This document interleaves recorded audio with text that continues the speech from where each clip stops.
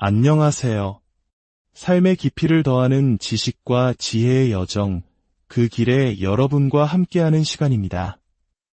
오늘 우리는 인생의 가장 어려운 질문 중 하나와 마주하려 합니다. 바로 고통의 의미에 관한 것입니다. 왜 신실한 사람들에게도 시련이 찾아오는 것일까요? 내 삶의 아픔은 과연 어떤 의미를 지니는 걸까요? 본격적인 이야기에 앞서 잠시 여러분께 부탁의 말씀을 드립니다.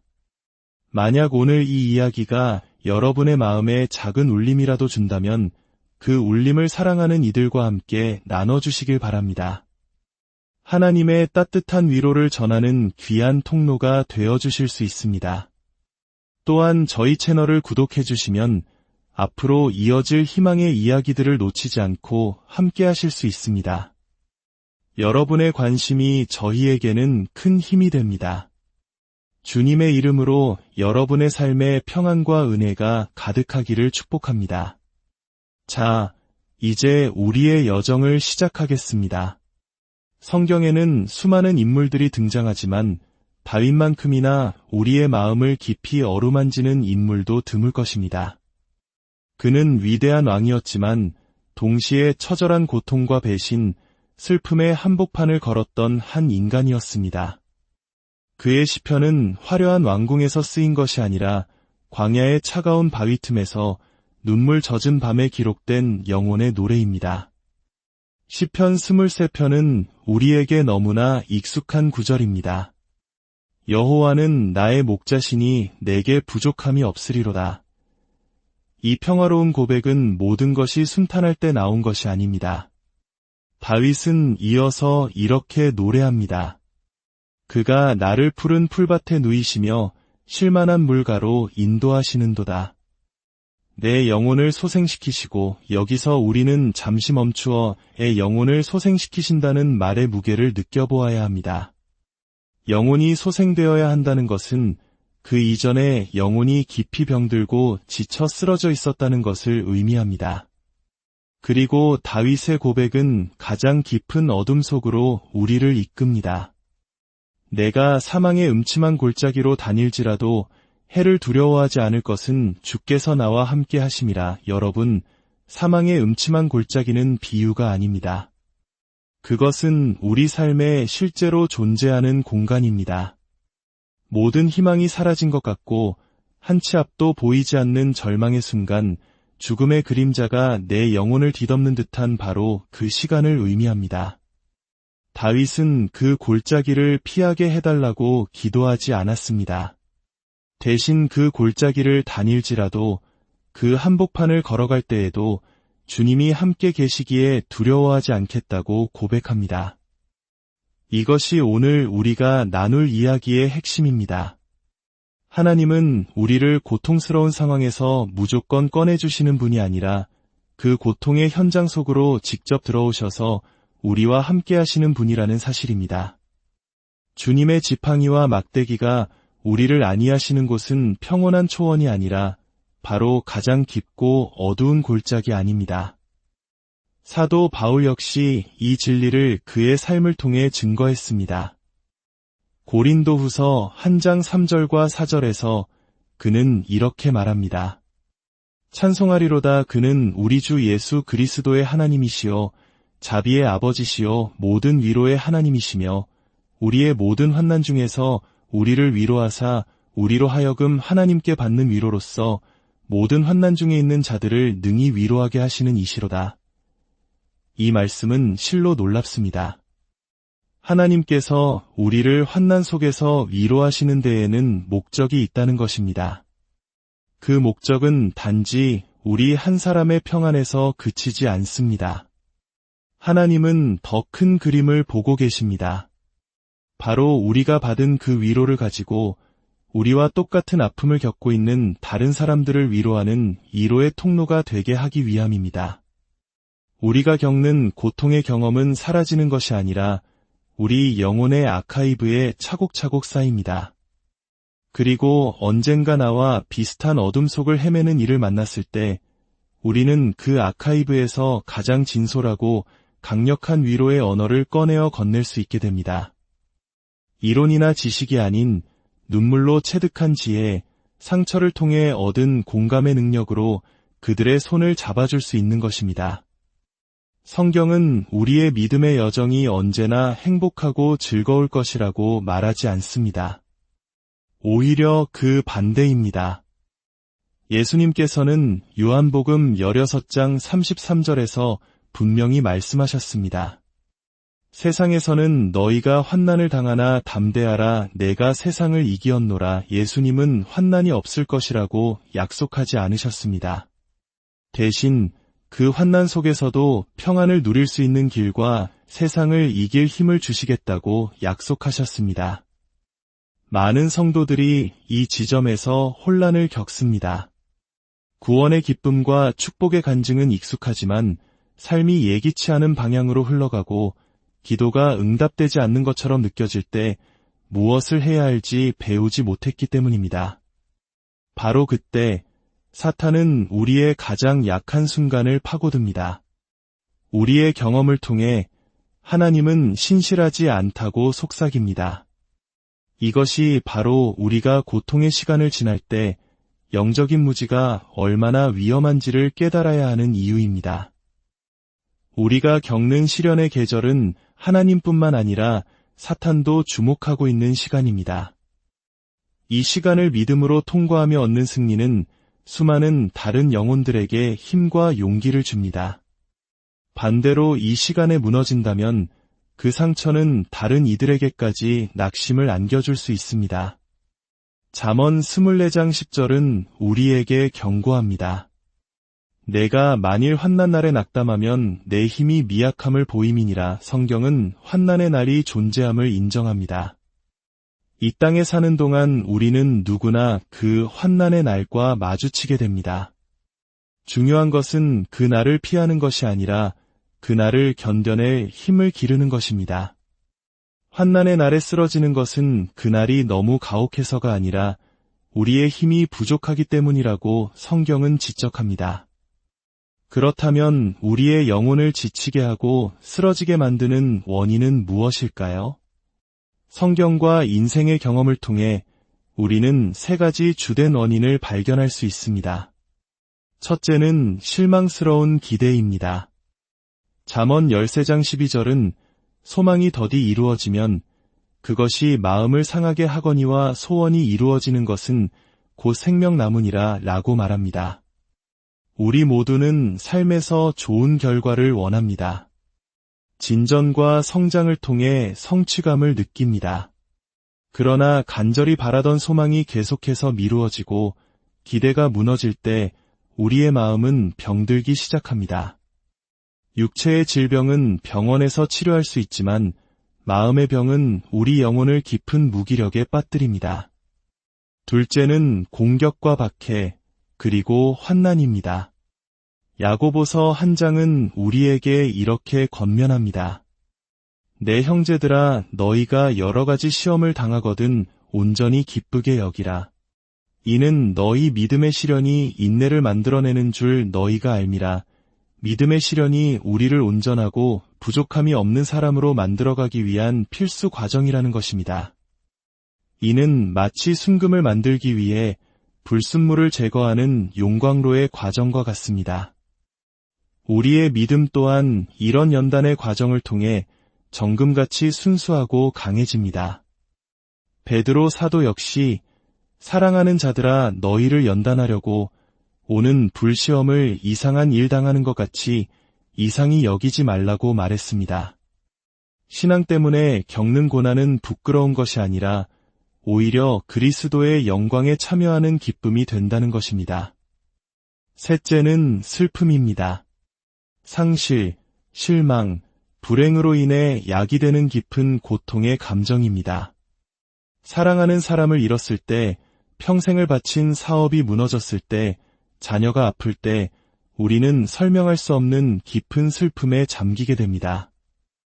때로는 목회자로서 성도들의 삶에 닥친 비극 앞에서 어떤 말로도 위로할 수 없는 순간들을 마주합니다. 창세기부터 요한계시록까지 모든 지식을 동원해도 그들의 고통에 대한 명쾌한 답을 찾을 수 없을 때가 있습니다. 그저 함께 울어주고 침묵 속에서 기도하며 위로자 되시는 성령님께서 친히 그 마음을 만져주시기를 바랄 뿐입니다. 이처럼 우리의 힘을 소진시키는 고통의 순간에 우리는 어떻게 다시 일어설 힘을 얻을 수 있을까요? 성경은 우리에게 영혼의 회복을 위한 5가지 열쇠를 제시합니다. 첫 번째 열쇠는 하나님의 사랑에 대한 계시입니다. 요한일서 3장 1절은 보라 아버지께서 어떠한 사랑을 우리에게 베푸사 하나님의 자녀라 일컬음을 받게 하셨는가 라고 감격에 차 외칩니다.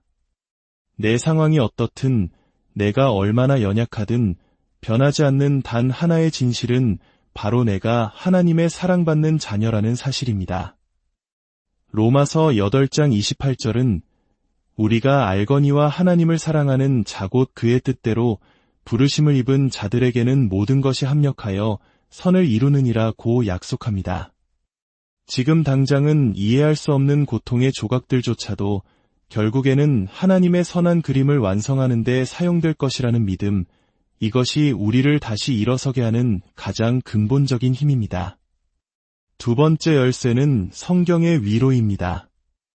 로마서 15장 4절은 무엇이든지 전에 기록된 바는 우리의 교훈을 위하여 기록된 것이니 우리로 하여금 인내로 또는 성경의 위로로 소망을 가지게 함이니라고 말씀합니다. 성경은 단순한 정보의 책이 아닙니다. 우리보다 앞서 믿음의 길을 걸었던 수많은 선진들의 실패와 성공, 눈물과 기쁨의 기록입니다. 그들의 이야기를 통해 우리는 나 혼자만 이 길을 걷는 것이 아니라는 위로를 얻고 그들을 도우셨던 하나님이 오늘 나의 하나님이 되심을 깨닫고 새로운 희망을 품게 됩니다. 세 번째 열쇠는 전략적인 기도입니다. 시편 34편은 내가 여호와께 간구함에 내게 응답하시고 내 모든 두려움에서 나를 건지셨도다 라고 증거합니다.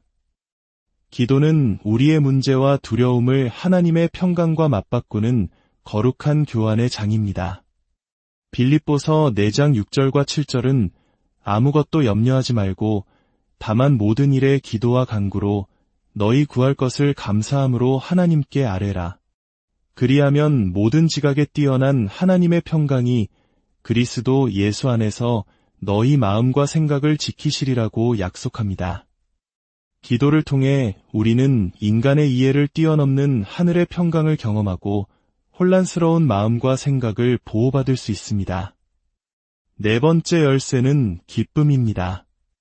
느헤미야 8장 10절은 여호와를 기뻐하는 것이 너희의 힘이니라고 선포합니다. 여기서 말하는 기쁨은 좋은 결과에서 오는 감정적인 즐거움이 아닙니다. 이것은 상황과 환경을 뛰어넘어 오직 주님 한 분만으로 기뻐하기로 선택하는 영적인 결단입니다. 하박국 선지자의 고백은 이 영적 기쁨의 정수를 보여줍니다. 비록 무화과나무가 무성하지 못하며 포도나무에 열매가 없으며 감람나무에 소출이 없으며 밭에 먹을 것이 없으며 우리의 양이 없으며 외양간에 소가 없을지라도 나는 여호와로 말미암아 즐거워하며 나의 구원의 하나님으로 말미암아 기뻐하리로다. 모든 것이 사라진 절망의 잿더미 위에서도 구원의 하나님 한 분으로 인해 기뻐할 때 그 기쁨은 우리의 힘이 되어 가장 높은 곳으로 우리를 이끌어줍니다. 다섯 번째 열쇠는 힘의 부으심, 즉 성령의 능력입니다. 에스겔서 2장에서 하나님은 엎드러진 에스겔에게 네 발로 일어서라고 명령하셨습니다.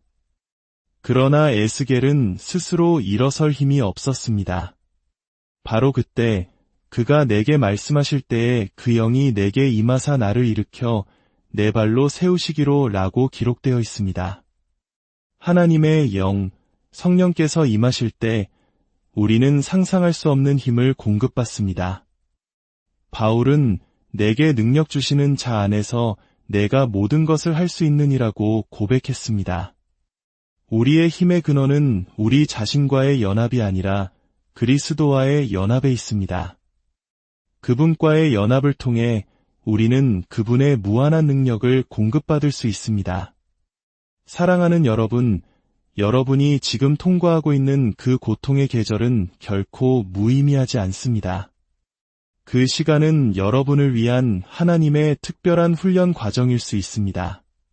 그 시간을 인내로 통과할 때 2가지 놀라운 일이 일어납니다. 첫째, 여러분의 삶에 하나님의 은혜가 이전과 비교할 수 없이 깊고 풍성해질 것입니다. 둘째, 여러분에게는 다른 사람들을 위로하고 세울 수 있는 권위와 능력이 주어질 것입니다. 오랜 기다림 끝에 아이를 얻은 어머니는 아이를 기다리는 다른 이의 마음을 누구보다 깊이 이해하고 기도해 줄 수 있습니다. 극심한 가난을 이겨낸 사람은 물질적 어려움에 처한 이들에게 실질적인 지혜와 희망을 줄 수 있습니다. 여러분이 겪은 아픔은 다른 누군가를 살리는 사역의 재료가 됩니다. 여러분의 상처는 부끄러움의 흔적이 아닙니다. 그것은 치열한 영적 전투를 이겨낸 용사의 훈장입니다. 우리가 천국에서 예수님을 알아볼 수 있는 가장 확실한 표식은 그분의 머리에 쓰인 왕관이 아니라 그분의 손과 발에 남은 못자국일 것입니다. 그 상처는 인류를 향한 그분의 사랑과 승리의 영원한 증거입니다. 사도 바울이 내가 내 몸에 예수의 흔적을 지니고 있노라고 담대히 외쳤던 것처럼 여러분의 상처 자국은 여러분이 그리스도께 속한 자임을 증명하는 영광의 흔적이 될 것입니다. 오늘 혹시 삶의 무게에 지쳐 주저앉아 있는 분이 계십니까? 사망의 음침한 골짜기를 홀로 걷고 있다고 느끼는 분이 계십니까? 기억하십시오. 여러분은 결코 혼자가 아닙니다. 위로의 하나님께서 바로 여러분 곁에 함께 계십니다. 그분은 여러분의 아픔을 능력으로, 슬픔을 기쁨으로, 상처를 영광의 흔적으로 바꾸실 수 있는 유일한 분입니다. 이제 모든 것을 아시는 주님 앞에 우리의 마음을 내어놓고 함께 기도하기를 원합니다. 자비의 아버지 하나님, 오늘 저희에게 고통의 의미를 깨닫게 하시니 감사합니다. 사망의 음침한 골짜기를 지날 때에도 두려워하지 않을 용기를 주시고 우리의 아픔과 상처가 다른 이를 살리는 위로의 통로가 되게 하여 주옵소서. 실망과 공격과 슬픔으로 지쳐 쓰러진 영혼들을 불쌍히 여겨주시고 지금 이 시간 성령의 능력으로 새 힘을 부어주시옵소서. 우리의 모든 연약함보다 크신 하나님의 사랑을 신뢰하며 모든 상황 속에서 기쁨을 선택하는 믿음을 주옵소서. 그리하여 우리의 삶을 통해 오직 하나님의 이름만이 거룩히 여김을 받으시옵소서. 이 모든 말씀, 우리를 위로하시고 새롭게 하시는 주 예수 그리스도의 이름으로 기도드립니다. 안녕하세요. 삶의 깊이를 더하는 지식과 지혜의 여정, 그 길에 여러분과 함께하는 시간입니다. 오늘 우리는 인생의 가장 어려운 질문 중 하나와 마주하려 합니다. 바로 고통의 의미에 관한 것입니다. 왜 신실한 사람들에게도 시련이 찾아오는 것일까요? 내 삶의 아픔은 과연 어떤 의미를 지니는 걸까요? 본격적인 이야기에 앞서 잠시 여러분께 부탁의 말씀을 드립니다. 만약 오늘 이 이야기가 여러분의 마음에 작은 울림이라도 준다면 그 울림을 사랑하는 이들과 함께 나눠주시길 바랍니다. 하나님의 따뜻한 위로를 전하는 귀한 통로가 되어주실 수 있습니다. 또한 저희 채널을 구독해주시면 앞으로 이어질 희망의 이야기들을 놓치지 않고 함께 하실 수 있습니다. 여러분의 관심이 저희에게는 큰 힘이 됩니다. 주님의 이름으로 여러분의 삶에 평안과 은혜가 가득하기를 축복합니다. 자, 이제 우리의 여정을 시작하겠습니다. 성경에는 수많은 인물들이 등장하지만 다윗만큼이나 우리의 마음을 깊이 어루만지는 인물도 드물 것입니다. 그는 위대한 왕이었지만 동시에 처절한 고통과 배신, 슬픔의 한복판을 걸었던 한 인간이었습니다. 그의 시편은 화려한 왕궁에서 쓰인 것이 아니라 광야의 차가운 바위 틈에서 눈물 젖은 밤에 기록된 영혼의 노래입니다. 시편 23편은 우리에게 너무나 익숙한 구절입니다. 여호와는 나의 목자시니 내게 부족함이 없으리로다. 이 평화로운 고백은 모든 것이 순탄할 때 나온 것이 아닙니다. 다윗은 이어서 이렇게 노래합니다. 그가 나를 푸른 풀밭에 누이시며 쉴만한 물가로 인도하시는도다.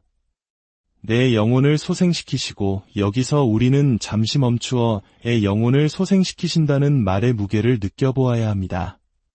영혼이 소생되어야 한다는 것은 그 이전에 영혼이 깊이 병들고 지쳐 쓰러져 있었다는 것을 의미합니다. 그리고 다윗의 고백은 가장 깊은 어둠 속으로 우리를 이끕니다. 내가 사망의 음침한 골짜기로 다닐지라도 해를 두려워하지 않을 것은 주께서 나와 함께 하심이라. 여러분, 사망의 음침한 골짜기는 비유가 아닙니다. 그것은 우리 삶에 실제로 존재하는 공간입니다. 모든 희망이 사라진 것 같고 한 치 앞도 보이지 않는 절망의 순간, 죽음의 그림자가 내 영혼을 뒤덮는 듯한 바로 그 시간을 의미합니다. 다윗은 그 골짜기를 피하게 해달라고 기도하지 않았습니다. 대신 그 골짜기를 다닐지라도, 그 한복판을 걸어갈 때에도 주님이 함께 계시기에 두려워하지 않겠다고 고백합니다. 이것이 오늘 우리가 나눌 이야기의 핵심입니다. 하나님은 우리를 고통스러운 상황에서 무조건 꺼내주시는 분이 아니라 그 고통의 현장 속으로 직접 들어오셔서 우리와 함께 하시는 분이라는 사실입니다. 주님의 지팡이와 막대기가 우리를 안위하시는 곳은 평온한 초원이 아니라 바로 가장 깊고 어두운 골짜기 아닙니다. 사도 바울 역시 이 진리를 그의 삶을 통해 증거했습니다. 고린도후서 1장 3절과 4절에서 그는 이렇게 말합니다. 찬송하리로다. 그는 우리 주 예수 그리스도의 하나님이시요 자비의 아버지시요 모든 위로의 하나님이시며, 우리의 모든 환난 중에서 우리를 위로하사 우리로 하여금 하나님께 받는 위로로서 모든 환난 중에 있는 자들을 능히 위로하게 하시는 이시로다. 이 말씀은 실로 놀랍습니다. 하나님께서 우리를 환난 속에서 위로하시는 데에는 목적이 있다는 것입니다. 그 목적은 단지 우리 한 사람의 평안에서 그치지 않습니다. 하나님은 더 큰 그림을 보고 계십니다. 바로 우리가 받은 그 위로를 가지고 우리와 똑같은 아픔을 겪고 있는 다른 사람들을 위로하는 위로의 통로가 되게 하기 위함입니다. 우리가 겪는 고통의 경험은 사라지는 것이 아니라 우리 영혼의 아카이브에 차곡차곡 쌓입니다. 그리고 언젠가 나와 비슷한 어둠 속을 헤매는 이를 만났을 때 우리는 그 아카이브에서 가장 진솔하고 강력한 위로의 언어를 꺼내어 건넬 수 있게 됩니다. 이론이나 지식이 아닌 눈물로 체득한 지혜, 상처를 통해 얻은 공감의 능력으로 그들의 손을 잡아줄 수 있는 것입니다. 성경은 우리의 믿음의 여정이 언제나 행복하고 즐거울 것이라고 말하지 않습니다. 오히려 그 반대입니다.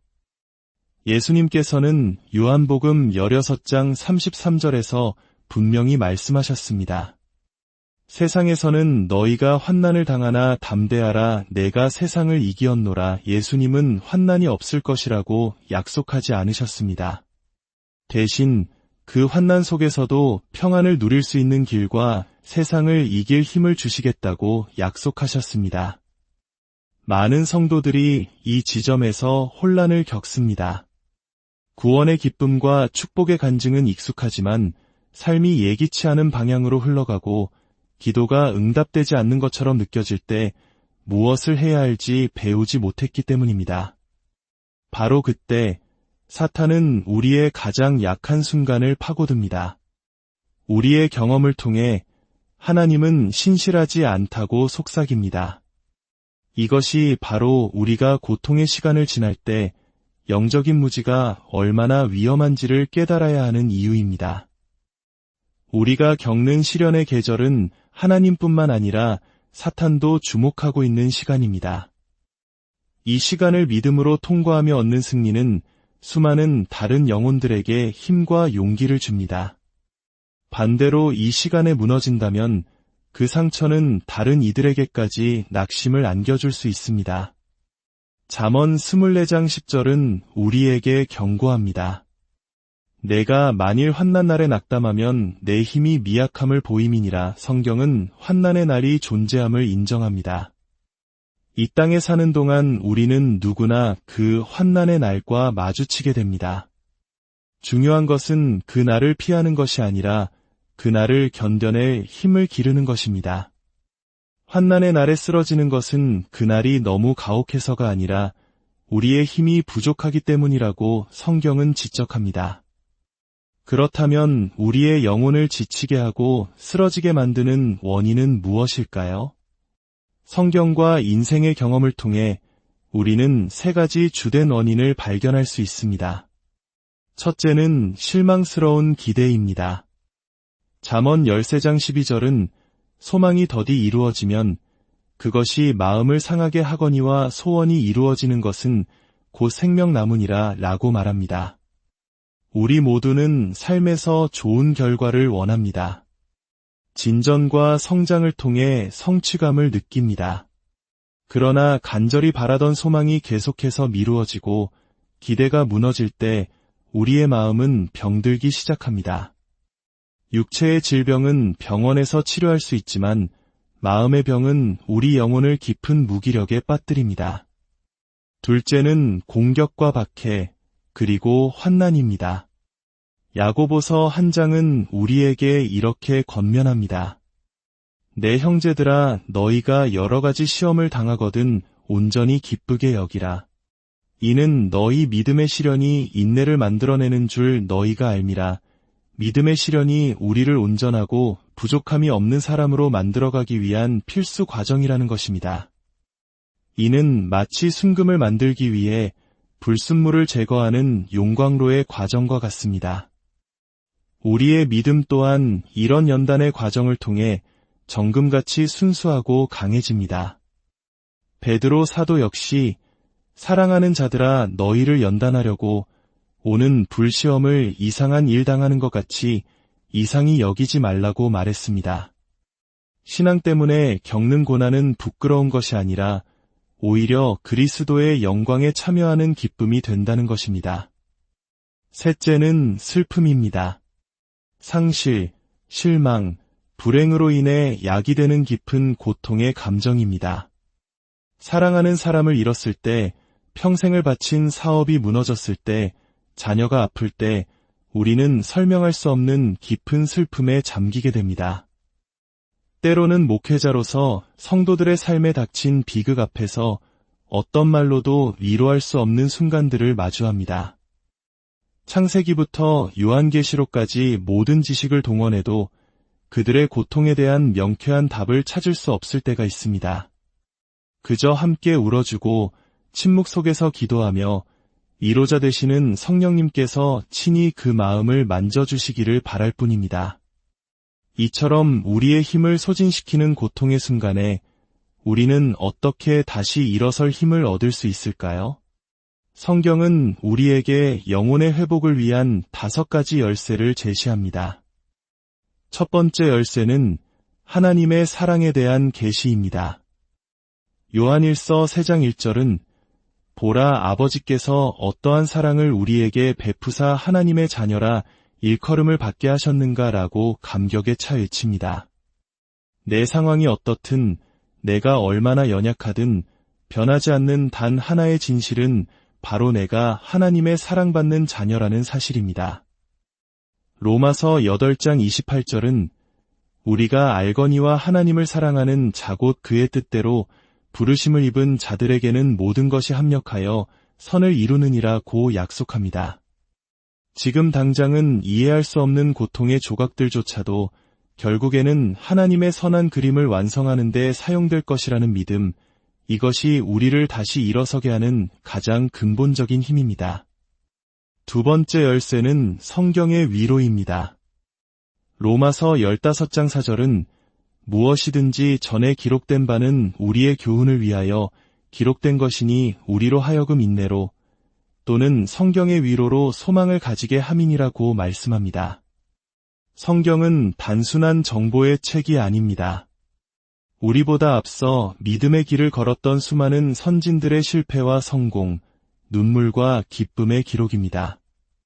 그들의 이야기를 통해 우리는 나 혼자만 이 길을 걷는 것이 아니라는 위로를 얻고 그들을 도우셨던 하나님이 오늘 나의 하나님이 되심을 깨닫고 새로운 희망을 품게 됩니다.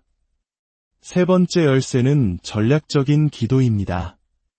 시편 34편은 내가 여호와께 간구함에 내게 응답하시고 내 모든 두려움에서 나를 건지셨도다 라고 증거합니다. 기도는 우리의 문제와 두려움을 하나님의 평강과 맞바꾸는 거룩한 교환의 장입니다. 빌립보서 4장 6절과 7절은 아무것도 염려하지 말고 다만 모든 일에 기도와 간구로 너희 구할 것을 감사함으로 하나님께 아뢰라.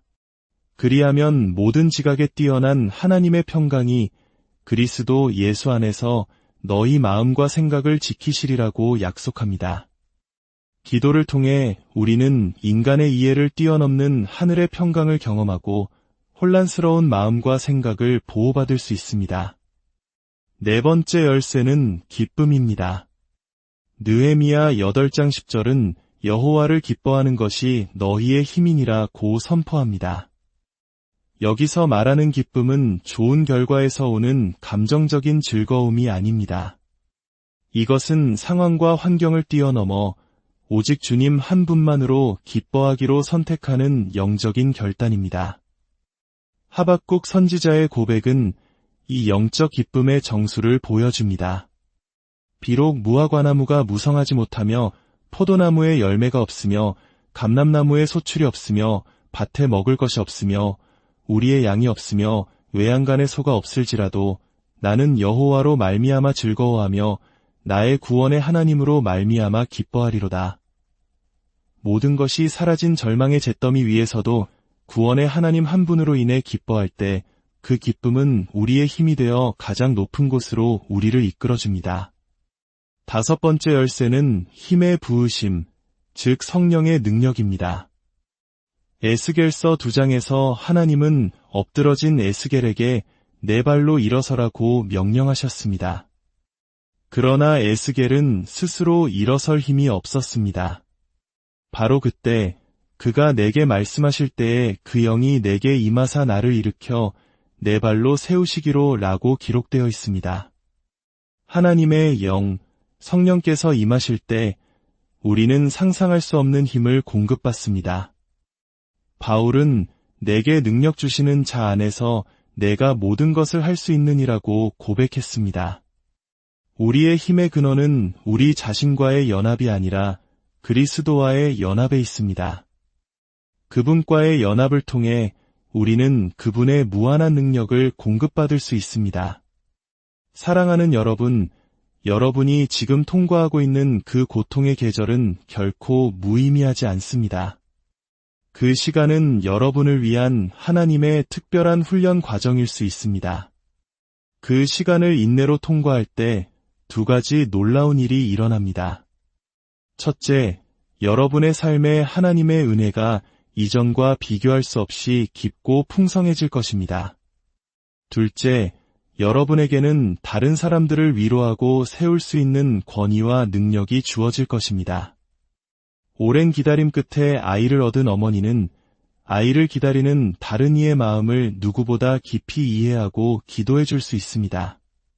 극심한 가난을 이겨낸 사람은 물질적 어려움에 처한 이들에게 실질적인 지혜와 희망을 줄 수 있습니다. 여러분이 겪은 아픔은 다른 누군가를 살리는 사역의 재료가 됩니다. 여러분의 상처는 부끄러움의 흔적이 아닙니다. 그것은 치열한 영적 전투를 이겨낸 용사의 훈장입니다.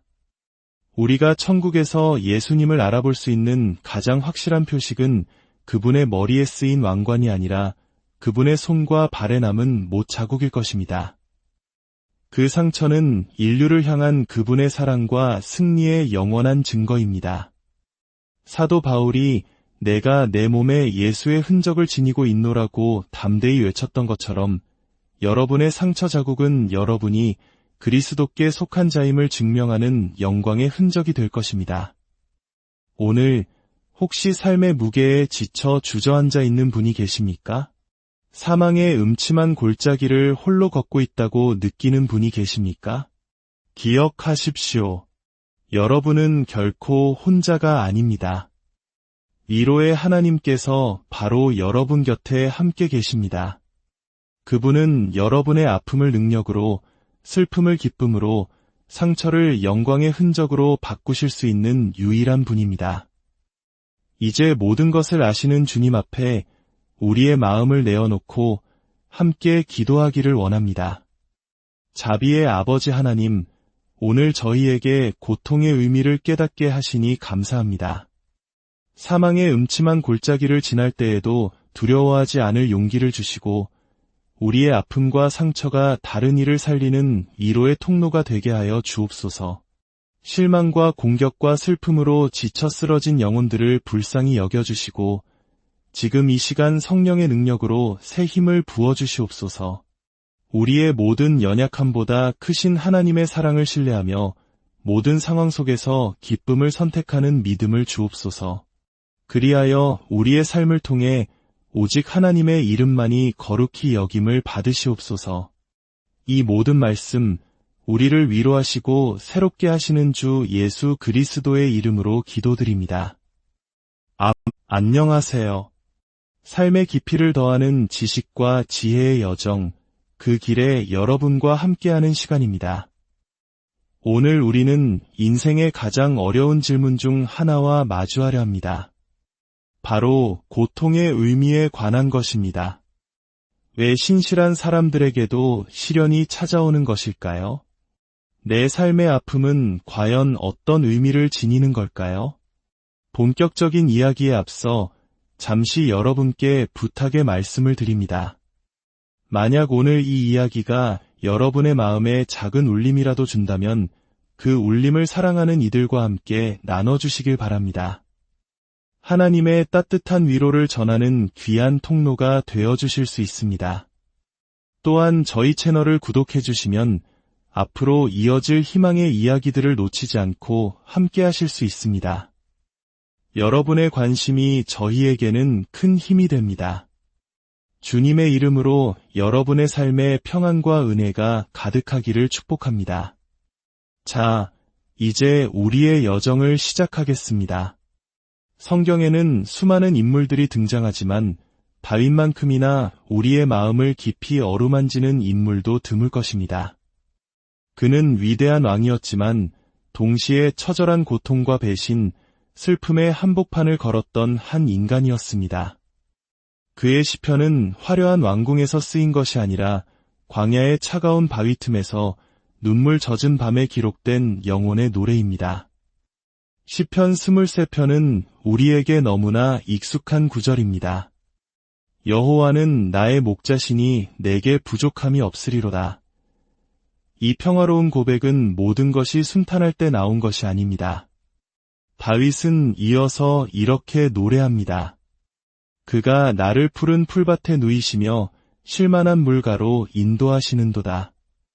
내 영혼을 소생시키시고 여기서 우리는 잠시 멈추어 의 영혼을 소생시키신다는 말의 무게를 느껴보아야 합니다. 영혼이 소생되어야 한다는 것은 그 이전에 영혼이 깊이 병들고 지쳐 쓰러져 있었다는 것을 의미합니다. 그리고 다윗의 고백은 가장 깊은 어둠 속으로 우리를 이끕니다. 내가 사망의 음침한 골짜기로 다닐지라도 해를 두려워하지 않을 것은 주께서 나와 함께 하심이라. 여러분, 사망의 음침한 골짜기는 비유가 아닙니다. 그것은 우리 삶에 실제로 존재하는 공간입니다. 모든 희망이 사라진 것 같고 한 치 앞도 보이지 않는 절망의 순간 죽음의 그림자가 내 영혼을 뒤덮는 듯한 바로 그 시간을 의미합니다. 다윗은 그 골짜기를 피하게 해달라고 기도하지 않았습니다. 대신 그 골짜기를 다닐지라도 그 한복판을 걸어갈 때에도 주님이 함께 계시기에 두려워하지 않겠다고 고백합니다. 이것이 오늘 우리가 나눌 이야기의 핵심입니다. 하나님은 우리를 고통스러운 상황에서 무조건 꺼내주시는 분이 아니라 그 고통의 현장 속으로 직접 들어오셔서 우리와 함께 하시는 분이라는 사실입니다. 주님의 지팡이와 막대기가 우리를 안위하시는 곳은 평온한 초원이 아니라 바로 가장 깊고 어두운 골짜기 아닙니다. 사도 바울 역시 이 진리를 그의 삶을 통해 증거했습니다. 고린도후서 1장 3절과 4절에서 그는 이렇게 말합니다. 찬송하리로다. 그는 우리 주 예수 그리스도의 하나님이시요 자비의 아버지시요 모든 위로의 하나님이시며 우리의 모든 환난 중에서 우리를 위로하사 우리로 하여금 하나님께 받는 위로로서 모든 환난 중에 있는 자들을 능히 위로하게 하시는 이시로다. 이 말씀은 실로 놀랍습니다. 하나님께서 우리를 환난 속에서 위로하시는 데에는 목적이 있다는 것입니다. 그 목적은 단지 우리 한 사람의 평안에서 그치지 않습니다. 하나님은 더 큰 그림을 보고 계십니다. 바로 우리가 받은 그 위로를 가지고 우리와 똑같은 아픔을 겪고 있는 다른 사람들을 위로하는 위로의 통로가 되게 하기 위함입니다.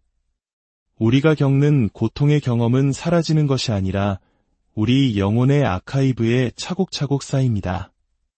그리고 언젠가 나와 비슷한 어둠 속을 헤매는 이를 만났을 때 우리는 그 아카이브에서 가장 진솔하고 강력한 위로의 언어를 꺼내어 건넬 수 있게 됩니다. 이론이나 지식이 아닌 눈물로 체득한 지혜, 상처를 통해 얻은 공감의 능력으로 그들의 손을 잡아줄 수 있는 것입니다. 성경은 우리의 믿음의 여정이 언제나 행복하고 즐거울 것이라고 말하지 않습니다. 오히려 그 반대입니다. 예수님께서는 요한복음 16장 33절에서 분명히 말씀하셨습니다. 세상에서는 너희가 환난을 당하나 담대하라 내가 세상을 이기었노라. 예수님은 환난이 없을 것이라고 약속하지 않으셨습니다. 대신 그 환난 속에서도 평안을 누릴 수 있는 길과 세상을 이길 힘을 주시겠다고 약속하셨습니다. 많은 성도들이 이 지점에서 혼란을 겪습니다. 구원의 기쁨과 축복의 간증은 익숙하지만 삶이 예기치 않은 방향으로 흘러가고 기도가 응답되지 않는 것처럼 느껴질 때 무엇을 해야 할지 배우지 못했기 때문입니다. 바로 그때 사탄은 우리의 가장 약한 순간을 파고듭니다. 우리의 경험을 통해 하나님은 신실하지 않다고 속삭입니다. 이것이 바로 우리가 고통의 시간을 지날 때 영적인 무지가 얼마나 위험한지를 깨달아야 하는 이유입니다. 우리가 겪는 시련의 계절은 하나님뿐만 아니라 사탄도 주목하고 있는 시간입니다. 이 시간을 믿음으로 통과하며 얻는 승리는 수많은 다른 영혼들에게 힘과 용기를 줍니다. 반대로 이 시간에 무너진다면 그 상처는 다른 이들에게까지 낙심을 안겨줄 수 있습니다. 잠언 24장 10절은 우리에게 경고합니다. 내가 만일 환난 날에 낙담하면 내 힘이 미약함을 보임이니라. 성경은 환난의 날이 존재함을 인정합니다. 이 땅에 사는 동안 우리는 누구나 그 환난의 날과 마주치게 됩니다. 중요한 것은 그 날을 피하는 것이 아니라 그 날을 견뎌낼 힘을 기르는 것입니다. 환난의 날에 쓰러지는 것은 그 날이 너무 가혹해서가 아니라 우리의 힘이 부족하기 때문이라고 성경은 지적합니다. 그렇다면 우리의 영혼을 지치게 하고 쓰러지게 만드는 원인은 무엇일까요? 성경과 인생의 경험을 통해 우리는 세 가지 주된 원인을 발견할 수 있습니다. 첫째는 실망스러운 기대입니다. 잠언 13장 12절은 소망이 더디 이루어지면 그것이 마음을 상하게 하거니와 소원이 이루어지는 것은 곧 생명나무니라 라고 말합니다. 우리 모두는 삶에서 좋은 결과를 원합니다. 진전과 성장을 통해 성취감을 느낍니다. 그러나 간절히 바라던 소망이 계속해서 미루어지고 기대가 무너질 때 우리의 마음은 병들기 시작합니다. 육체의 질병은 병원에서 치료할 수 있지만 마음의 병은 우리 영혼을 깊은 무기력에 빠뜨립니다. 둘째는 공격과 박해, 그리고 환난입니다. 야고보서 1장은 우리에게 이렇게 권면합니다. 내 형제들아, 너희가 여러 가지 시험을 당하거든 온전히 기쁘게 여기라. 이는 너희 믿음의 시련이 인내를 만들어내는 줄 너희가 알미라. 믿음의 시련이 우리를 온전하고 부족함이 없는 사람으로 만들어가기 위한 필수 과정이라는 것입니다. 이는 마치 순금을 만들기 위해 불순물을 제거하는 용광로의 과정과 같습니다. 우리의 믿음 또한 이런 연단의 과정을 통해 정금같이 순수하고 강해집니다. 베드로 사도 역시 사랑하는 자들아 너희를 연단하려고 오는 불시험을 이상한 일 당하는 것 같이 이상히 여기지 말라고 말했습니다. 신앙 때문에 겪는 고난은 부끄러운 것이 아니라 오히려 그리스도의 영광에 참여하는 기쁨이 된다는 것입니다. 셋째는 슬픔입니다. 상실, 실망, 불행으로 인해 야기되는 깊은 고통의 감정입니다. 사랑하는 사람을 잃었을 때, 평생을 바친 사업이 무너졌을 때, 자녀가 아플 때 우리는 설명할 수 없는 깊은 슬픔에 잠기게 됩니다. 때로는 목회자로서 성도들의 삶에 닥친 비극 앞에서 어떤 말로도 위로할 수 없는 순간들을 마주합니다. 창세기부터 요한계시록까지 모든 지식을 동원해도 그들의 고통에 대한 명쾌한 답을 찾을 수 없을 때가 있습니다.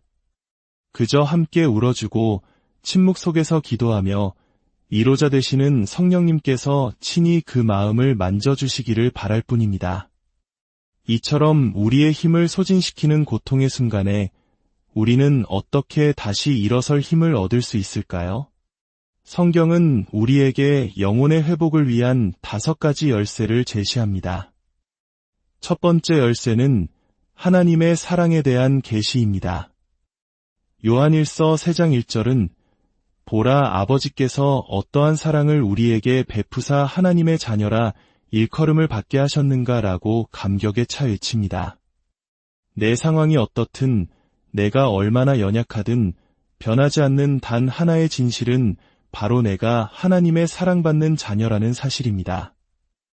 로마서 8장 28절은 우리가 알거니와 하나님을 사랑하는 자 곧 그의 뜻대로 부르심을 입은 자들에게는 모든 것이 합력하여 선을 이루느니라고 약속합니다. 지금 당장은 이해할 수 없는 고통의 조각들조차도 결국에는 하나님의 선한 그림을 완성하는 데 사용될 것이라는 믿음, 이것이 우리를 다시 일어서게 하는 가장 근본적인 힘입니다. 두 번째 열쇠는 성경의 위로입니다. 로마서 15장 4절은 무엇이든지 전에 기록된 바는 우리의 교훈을 위하여 기록된 것이니 우리로 하여금 인내로 또는 성경의 위로로 소망을 가지게 함이니라고 말씀합니다. 성경은 단순한 정보의 책이 아닙니다. 우리보다 앞서 믿음의 길을 걸었던 수많은 선진들의 실패와 성공, 눈물과 기쁨의 기록입니다. 그들의 이야기를 통해 우리는 나 혼자만 이 길을 걷는 것이 아니라는 위로를 얻고 그들을 도우셨던 하나님이 오늘 나의 하나님이 되심을 깨닫고 새로운 희망을 품게 됩니다. 세 번째 열쇠는 전략적인 기도입니다. 시편 34편은 내가 여호와께 간구함에 내게 응답하시고 내 모든 두려움에서 나를 건지셨도다 라고 증거합니다.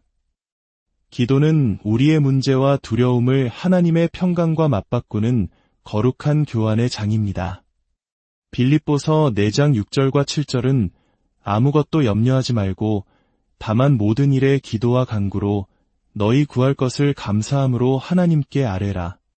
그리하면 모든 지각에 뛰어난 하나님의 평강이 그리스도 예수 안에서 너희 마음과 생각을 지키시리라고 약속합니다. 기도를 통해 우리는 인간의 이해를 뛰어넘는 하늘의 평강을 경험하고 혼란스러운 마음과 생각을 보호받을 수 있습니다. 네 번째 열쇠는 기쁨입니다. 느헤미야 8장 10절은 여호와를 기뻐하는 것이 너희의 힘이니라고 선포합니다.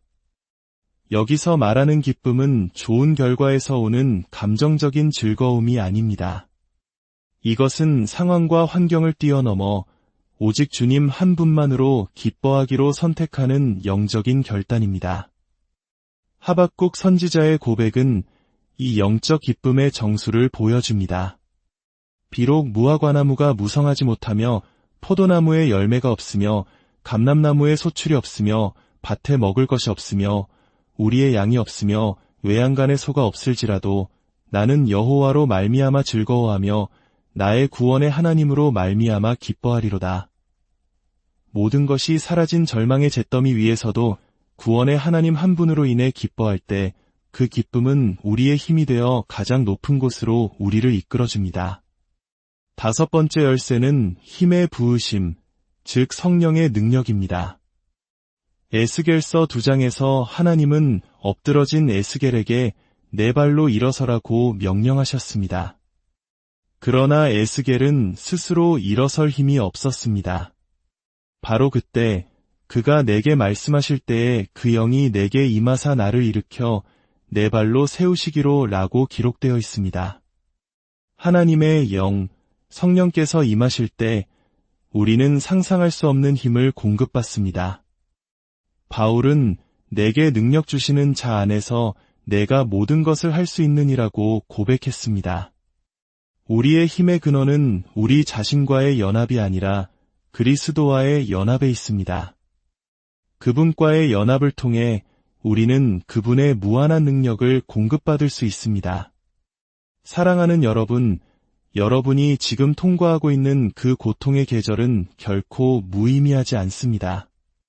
그 시간은 여러분을 위한 하나님의 특별한 훈련 과정일 수 있습니다. 그 시간을 인내로 통과할 때 두 가지 놀라운 일이 일어납니다. 첫째, 여러분의 삶에 하나님의 은혜가 이전과 비교할 수 없이 깊고 풍성해질 것입니다. 둘째, 여러분에게는 다른 사람들을 위로하고 세울 수 있는 권위와 능력이 주어질 것입니다. 오랜 기다림 끝에 아이를 얻은 어머니는 아이를 기다리는 다른 이의 마음을 누구보다 깊이 이해하고 기도해 줄 수 있습니다. 극심한 가난을 이겨낸 사람은 물질적 어려움에 처한 이들에게 실질적인 지혜와 희망을 줄 수 있습니다. 여러분이 겪은 아픔은 다른 누군가를 살리는 사역의 재료가 됩니다. 여러분의 상처는 부끄러움의 흔적이 아닙니다. 그것은 치열한 영적 전투를 이겨낸 용사의 훈장입니다. 우리가 천국에서 예수님을 알아볼 수 있는 가장 확실한 표식은 그분의 머리에 쓰인 왕관이 아니라 그분의 손과 발에 남은 못 자국일 것입니다. 그 상처는 인류를 향한 그분의 사랑과 승리의 영원한 증거입니다. 사도 바울이 내가 내 몸에 예수의 흔적을 지니고 있노라고 담대히 외쳤던 것처럼 여러분의 상처 자국은 여러분이 그리스도께 속한 자임을 증명하는 영광의 흔적이 될 것입니다. 오늘 혹시 삶의 무게에 지쳐 주저앉아 있는 분이 계십니까? 사망의 음침한 골짜기를 홀로 걷고 있다고 느끼는 분이 계십니까? 기억하십시오. 여러분은 결코 혼자가 아닙니다. 위로의 하나님께서 바로 여러분 곁에 함께 계십니다. 그분은 여러분의 아픔을 능력으로, 슬픔을 기쁨으로, 상처를 영광의 흔적으로 바꾸실 수 있는 유일한 분입니다. 이제 모든 것을 아시는 주님 앞에 우리의 마음을 내어놓고 함께 기도하기를 원합니다. 자비의 아버지 하나님, 오늘 저희에게 고통의 의미를 깨닫게 하시니 감사합니다. 사망의 음침한 골짜기를 지날 때에도 두려워하지 않을 용기를 주시고 우리의 아픔과 상처가 다른 이를 살리는 위로의 통로가 되게 하여 주옵소서. 실망과 공격과 슬픔으로 지쳐 쓰러진 영혼들을 불쌍히 여겨주시고 지금 이 시간 성령의 능력으로 새 힘을 부어주시옵소서. 우리의 모든 연약함보다 크신 하나님의 사랑을 신뢰하며 모든 상황 속에서 기쁨을 선택하는 믿음을 주옵소서. 그리하여 우리의 삶을 통해 오직 하나님의 이름만이 거룩히 여김을 받으시옵소서. 이 모든 말씀, 우리를 위로하시고 새롭게 하시는 주 예수 그리스도의 이름으로 기도드립니다. 안녕하세요. 삶의 깊이를 더하는 지식과 지혜의 여정, 그 길에 여러분과 함께하는 시간입니다. 오늘 우리는 인생의 가장 어려운 질문 중 하나와 마주하려 합니다.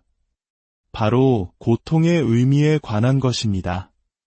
왜 신실한 사람들에게도 시련이 찾아오는 것일까요?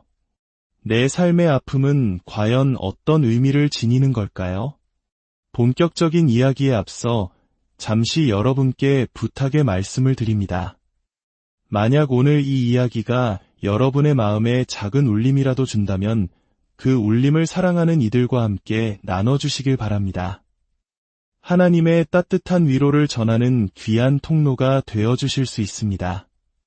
또한 저희 채널을 구독해주시면 앞으로 이어질 희망의 이야기들을 놓치지 않고 함께 하실 수 있습니다. 여러분의 관심이 저희에게는 큰 힘이 됩니다. 주님의 이름으로 여러분의 삶에 평안과 은혜가 가득하기를 축복합니다. 자, 이제 우리의 여정을 시작하겠습니다.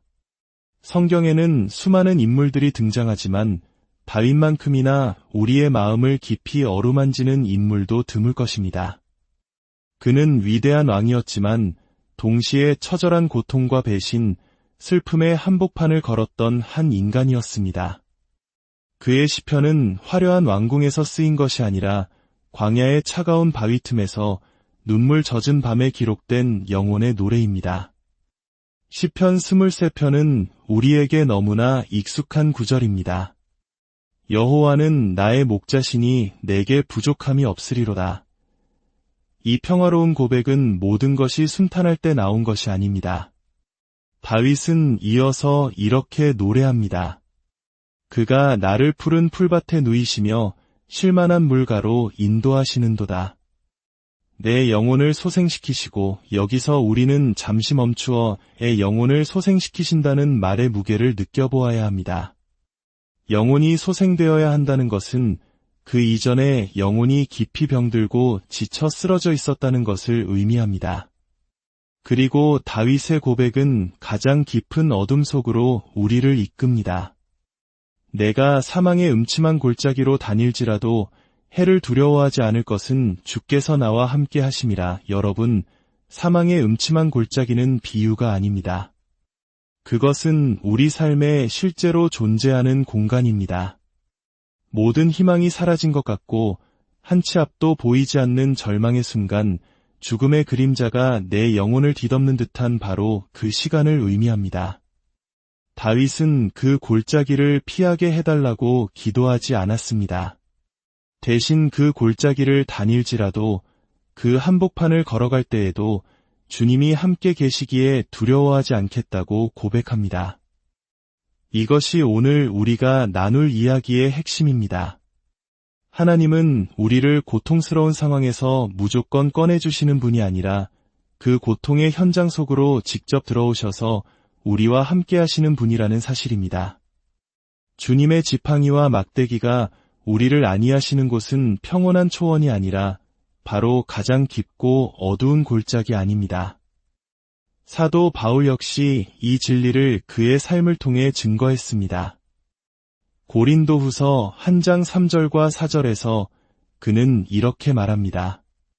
찬송하리로다. 그는 우리 주 예수 그리스도의 하나님이시요 자비의 아버지시요 모든 위로의 하나님이시며 우리의 모든 환난 중에서 우리를 위로하사 우리로 하여금 하나님께 받는 위로로서 모든 환난 중에 있는 자들을 능히 위로하게 하시는 이시로다. 이 말씀은 실로 놀랍습니다. 하나님께서 우리를 환난 속에서 위로하시는 데에는 목적이 있다는 것입니다. 그 목적은 단지 우리 한 사람의 평안에서 그치지 않습니다. 하나님은 더 큰 그림을 보고 계십니다. 바로 우리가 받은 그 위로를 가지고 우리와 똑같은 아픔을 겪고 있는 다른 사람들을 위로하는 위로의 통로가 되게 하기 위함입니다. 우리가 겪는 고통의 경험은 사라지는 것이 아니라 우리 영혼의 아카이브에 차곡차곡 쌓입니다. 그리고 언젠가 나와 비슷한 어둠 속을 헤매는 이를 만났을 때 우리는 그 아카이브에서 가장 진솔하고 강력한 위로의 언어를 꺼내어 건넬 수 있게 됩니다. 이론이나 지식이 아닌 눈물로 체득한 지혜, 상처를 통해 얻은 공감의 능력으로 그들의 손을 잡아줄 수 있는 것입니다. 성경은 우리의 믿음의 여정이 언제나 행복하고 즐거울 것이라고 말하지 않습니다. 오히려 그 반대입니다. 예수님께서는 요한복음